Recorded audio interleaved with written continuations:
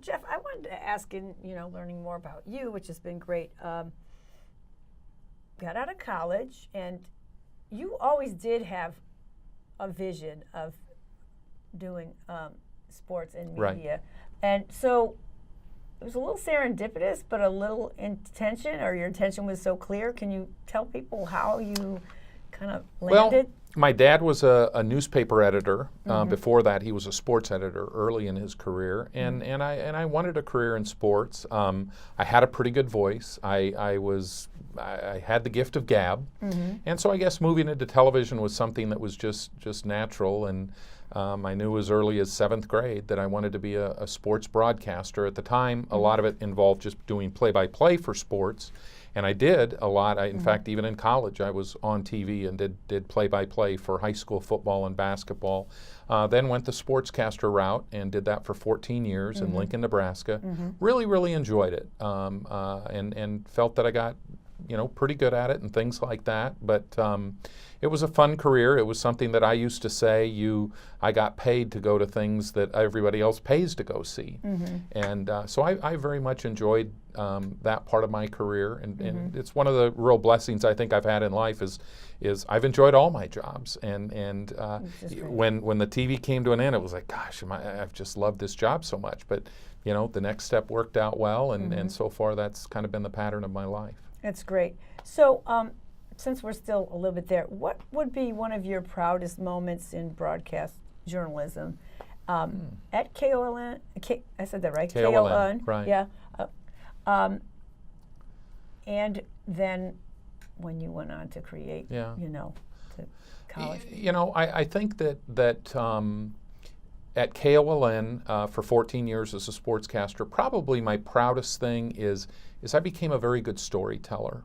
And I've always said that every person has a story, and a good journalist can bring out the story in anyone. And I won a number of awards, but told a number of very heartwarming stories, inspirational stories, things that made a difference in other people's lives, things that improved other people's lives. And I would say that was the thing that I was probably most proud of. When I left there, I went to the University of Nebraska. Which is amazing what you created there. Yeah, was there for 10 years, and we were the first school to put big screens in our own football stadium. And a lot of people said that, that has no place in college or anything like that. Well, we did it really, really well. And so, without, I guess, being too braggadocious, I had a big hand in the whole explosion of big screens in the college market, to where now every single school has them, not just in football, but in basketball and all the other sports. And it was because we did a really good job of entertaining the fans in the stadium, of making a difference, of bringing up the excitement level, of having more people in the stands, things like that. So my 10 years at Nebraska, I was really proud of that, starting Husker Vision and really growing that into what was, and still is, considered the standard for excellence, I guess, in big screens in the realm of college.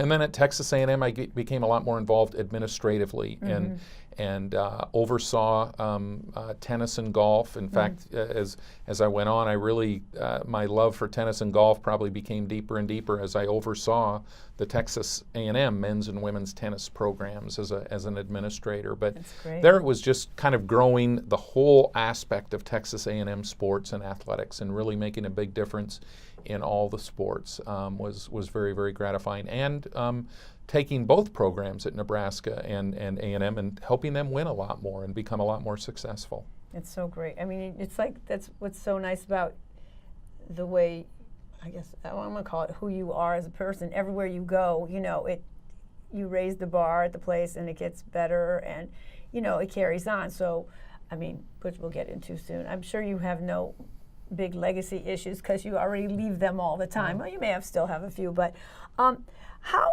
has I want to sort of get in, I want to get, we can go back to, let's just do a little bit more on Schmackeries, because I want to get into what we're really here to do. But so you say to yourself, you and Marie, well, Marie's already running and coming and working with her son in the kitchen because they love to do the Maria, not Marie. So you guys decide, we're good, we're going to shift gears, really do a 180, so to speak, move to New York area, and work with your son, who's already quite successful, but could definitely use all the skills that his parents have to join him as partners. And what has that? How is it to get to work with your son on such a great project? It's really been a blessing on just a number of fronts, and continues to be all the time. You know, there was some hesitancy on my part, but not a lot. I mean, it just a lot of green lights, and it all started in a conversation with a good friend of mine when I was down in Texas, who was a very successful businessman. And I said, man, Zach's business is growing so much, he's already talking about expanding. And this friend said, well, the one thing that you have to be careful about when you expand a business is you really have to be able to trust the people that you have working with you, because you no longer can watch over everything.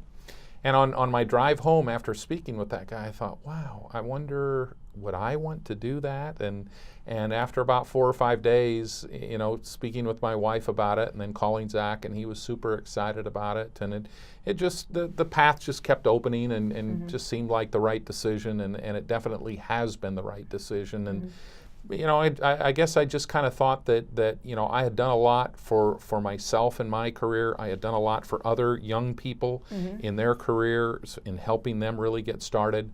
And I thought, wow, I've only got one son.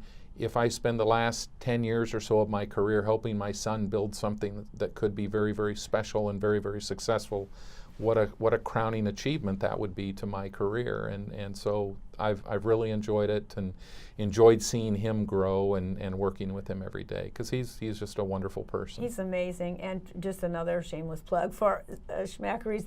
It is, you gotta go online, look at it, order. But the thing is, I was saying to Jeff before the show, it's a place in Manhattan that's just like home away from home. You know, if you're, you know, rough, busy day, you can run in there, get a glass of milk and cookies, take cookies to. In fact, my last guest that came here, her PR person was walking in with a bag of Schmackery's cookies. I said, "You're kidding me?" Oh, great, thank you, Mel, for putting it up. There's Zach. Yeah. And she goes, "Yeah, I had to get these for my friend. She's pregnant, and I'm going to see." So I was like, "It's a great place. It is a wonderful, wonderful haven of, I mean, it's warmth and comfort, and it's just great. It's love. It's love coming out the door and going in." So. Yeah, it's a comfort food, and Zach has gone to great lengths to create just a warm, inviting atmosphere.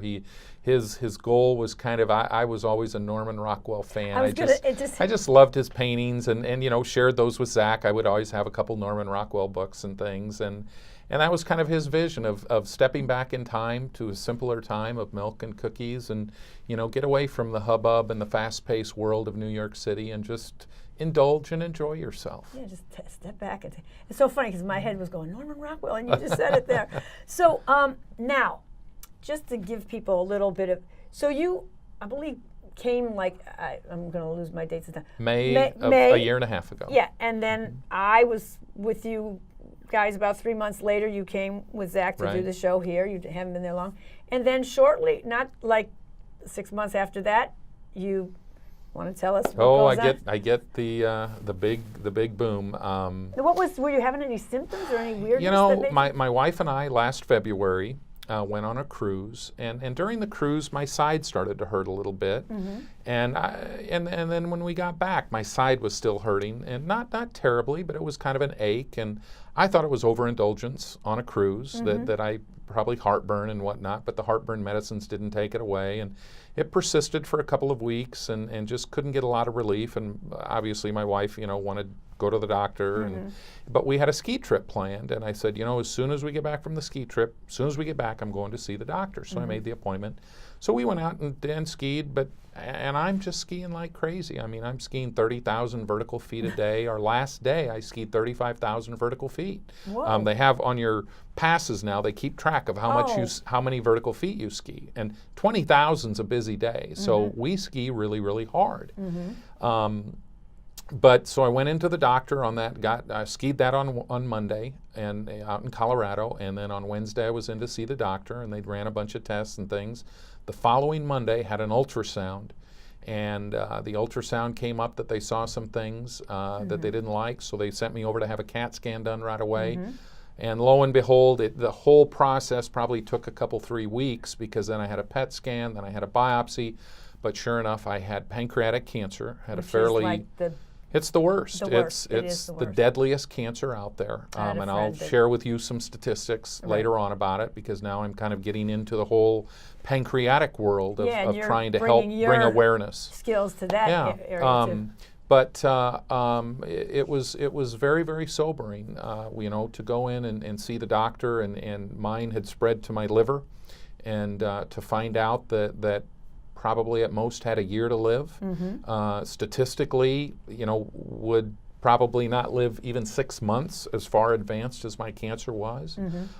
So it was very, very humbling, and I wouldn't say it shattered our lives, but it certainly changed our lives, and certainly, changed me in large degree. And yet, I was still the same person. But that was my big news of finding out that I'm going to die probably in the next year. And in fact, with the type of cancer that I have, you have less than a 2% chance of living more than 5 years.